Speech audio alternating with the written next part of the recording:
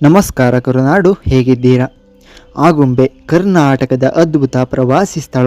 ದೇಶ ವಿದೇಶಗಳಿಂದ ಪ್ರವಾಸಿಗರನ್ನು ಕೈ ಬೀಸಿ ಕರೆಯುತ್ತೆ ಈ ಮನಮೋಹಕ ಪ್ರವಾಸಿ ತಾಣ.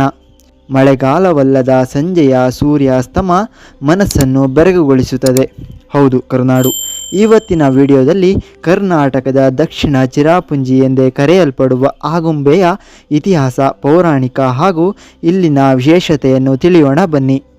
ಆಗುಂಬೆ ಇರುವುದು ಕರ್ನಾಟಕದ ಮಲೆನಾಡಿನ ಮಡಿಲಿನಲ್ಲಿ. ಶಿವಮೊಗ್ಗ ಹಾಗೂ ದಕ್ಷಿಣ ಕನ್ನಡ ಜಿಲ್ಲೆಗಳಿಗೆ ಕೊಂಡಿಯಾಗಿದೆ ಇಲ್ಲಿನ ರಸ್ತೆ ಮಾರ್ಗ.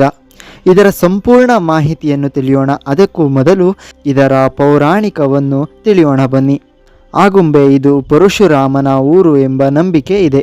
ಹೌದು, ಪರಶುರಾಮನ ತಂದೆ ಜಮದಗ್ನಿ ಮರಣಕ್ಕೆ ಕಾರಣನಾದ ಕಾರ್ತವೀರ್ಯಾರ್ಜುನನನ್ನು ಈಶ್ವರದತ್ತವಾದ ತನ್ನ ಪರಶುವಿಗೆ ಬಲಿ ಕೊಟ್ಟು 21 ಬಾರಿ ಭೂ ಪ್ರದಕ್ಷಿಣೆ ಮಾಡಿ ಕ್ಷತ್ರಿಯ ಕುಲವನ್ನೇ ನಾಶ ಮಾಡಿ ಈ ಕ್ಷತ್ರಿಯ ಹತ್ಯೆಯ ಪಾಪವನ್ನು ಕಳೆದುಕೊಳ್ಳಲು ಅಶ್ವಮೇಧ ಯಾಗವನ್ನು ಮಾಡಿ ಆತ ಸಮಸ್ತ ಭೂಮಿಯನ್ನು ಕಶ್ಯಪ ಋಷಿಗೆ ಧಾರೆ ಎರೆದು ಕೊಡುತ್ತಾನೆ.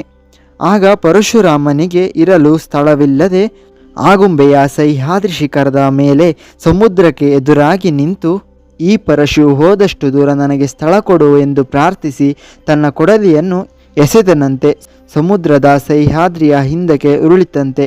ಅಂದಿನಿಂದ ಆ ಭಾಗದ ಪಶ್ಚಿಮ ಕರಾವಳಿಯಲ್ಲಿ ಪರಶುರಾಮ ಕ್ಷೇತ್ರವೆಂದು ಹೆಸರಾಯಿತಂತೆ.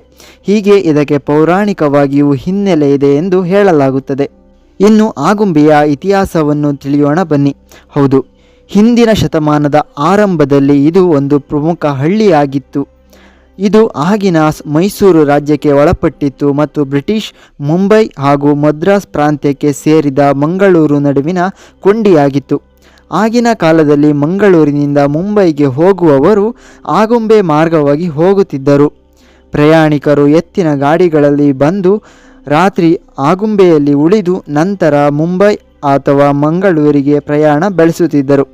ಇದನ್ನು ತಿಳಿದ ಮೈಸೂರಿನ ದಿವಾನ್ PS ಕೃಷ್ಣಮೂರ್ತಿಯವರು 1906ರಲ್ಲಿ ಒಂದು ದೊಡ್ಡ ಪ್ರಯಾಣಿಕರ ತಂಗುದಾಣವನ್ನು ನಿರ್ಮಿಸಿದರು ಹಾಗೂ ಇದರ ಜೊತೆಗೆ ಪ್ರಯಾಣಿಕರಿಗೆ ಉಚಿತ ಊಟ ಹಾಗೂ ಉಚಿತ ವಸತಿ ನೀಡುತ್ತಿದ್ದರು.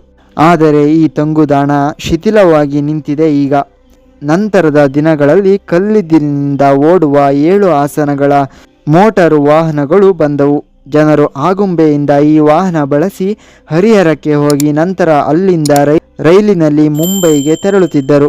ಹಲವು ತಿಂಗಳುಗಳ ನಂತರ 14 ತೀಕ್ಷ್ಣ ತಿರುವುಗಳುಳ್ಳ ಘಾಟಿಯನ್ನು ನಿರ್ಮಿಸಲಾಗಿತ್ತು.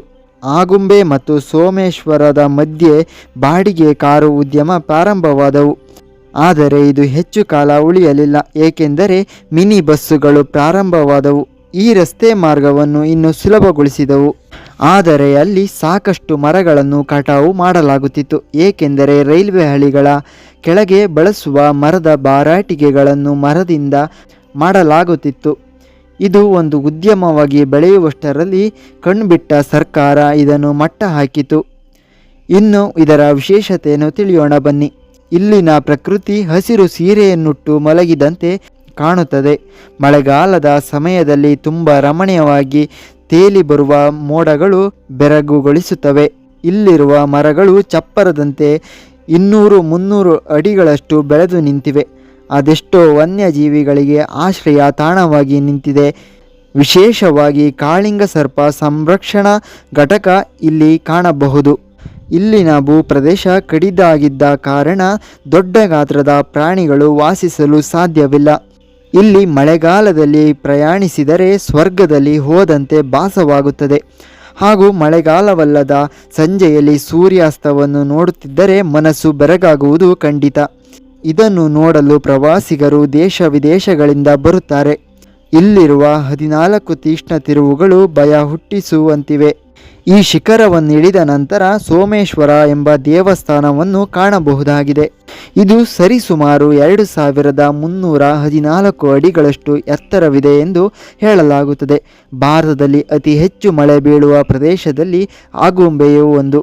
ಅದೇ ಕಾರಣಕ್ಕೆ ಆಗುಂಬೆಯನ್ನು ದಕ್ಷಿಣದ ಚಿರಾಪುಂಜಿ ಎಂದು ಕರೆಯಲಾಗುತ್ತದೆ. ಭಾರತದ ಏಕೈಕ ಶಾಶ್ವತ ಹರಿದ್ವರ್ಣವನ ಸಂಶೋಧನಾ ಕೇಂದ್ರ ಆಗುಂಬೆಯಲ್ಲಿದೆ. ಉರಗ ತಜ್ಞ ರೋಮುಲುಸ್ ವಿಂಟೇಕರ್ ಆಗುಂಬೆಯನ್ನು ಕಾಳಿಂಗ ಸರ್ಪಗಳ ರಾಜಧಾನಿ ಎಂದು ಕರೆದಿದ್ದಾರೆ. ಹಾಗೂ ಮಳೆಗಾಲದಲ್ಲಿ ಸಣ್ಣ ಸಣ್ಣ ಜಲಾಶಯಗಳನ್ನು ಕಾಣಬಹುದು.